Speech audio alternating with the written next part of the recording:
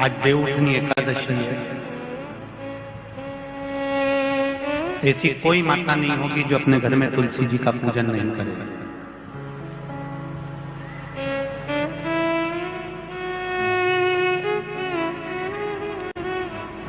घर की मां यदि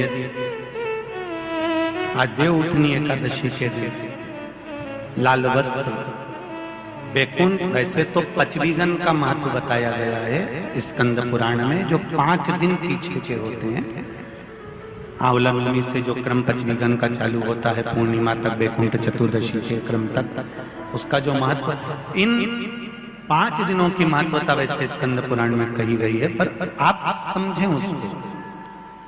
लाल वस्त्र अगर कार्तिक महीने में तुलसा महारानी पर ओढ़ाया जाता है और वही वस्त्र बाद में रख लिया जाता है संभाल कर, तो उस घर में किसी कर्म गति के कारण भी अगर अपशब्द निकल रहे होते हैं तो वो अपशब्द वो वस्त्र रोक लेता है, वो वस्त्र रोकता है।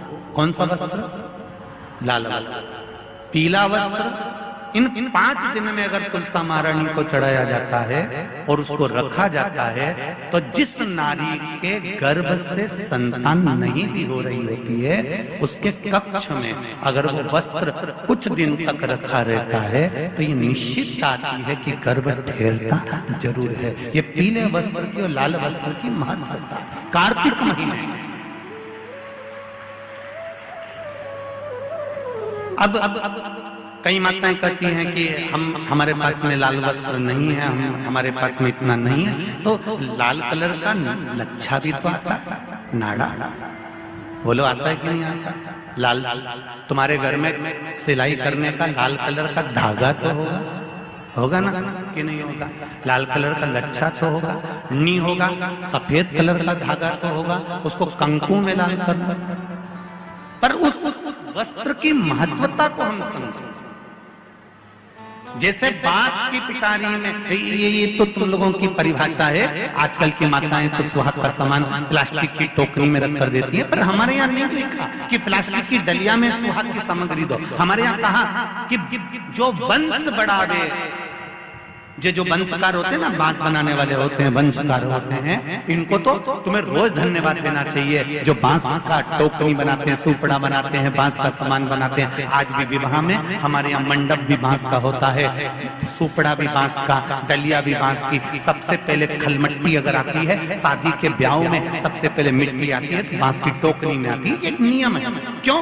क्योंकि जिसकी शादी में मट्टी, इधर लाते कि लाते मट्टी, जिसकी शादी में मट्टी बांस की डलिया में आती है, उसको संतान के लिए डॉक्टर को दिखाने की जरूरत नहीं पड़ती।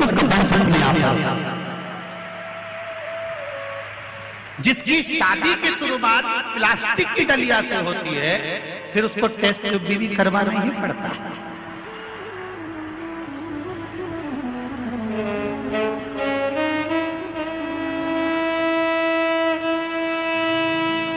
ये कुछ हमारे शास्त्रों के नियम है। अब आप उसको समझो ना समझो, चाहे उसके ऊपर हंसो, चाहे कुछ भी कहो, आप चाहो तो थोड़े दिन बाद कह देना, बताओ शिवर वाला महाराज तो पगले जैसी बात करता है, तो उसमें कोई दिक्कत वाली बात नहीं है।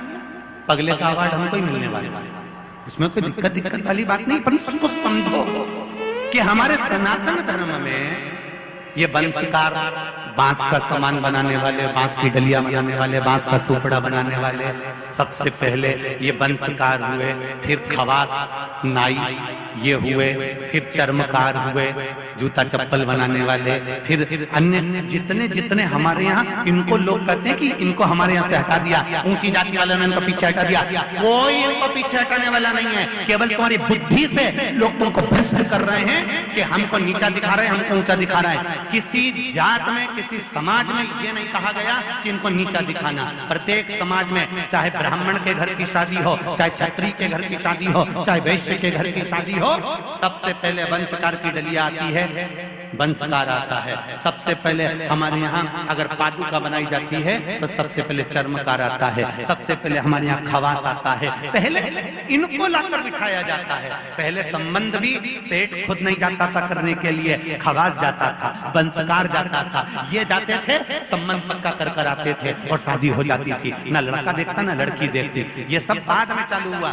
अब दुनिया के लोगों ने अपनी राजनीति को अखाड़ा बनाने के लिए कह दिया कि ये समाज नीची हो गई, ये समाज ऊंची हो गई, इसको पिछड़ा में कर दिया, इसको उसमें कर दिया। कोई नहीं कर रहा किसी को। भगवान की ये पोथी रखी है शिव महापुराण की, जिस पे रखी है इसके 4 पाए, 1 2 3 और ये 4, ब्राह्मण क्षत्रिय वैश्य शूद्र, ये 4 पाए पर मेरी शिव महापुराण की पोथी रखी हुई है। कोई साधारण है?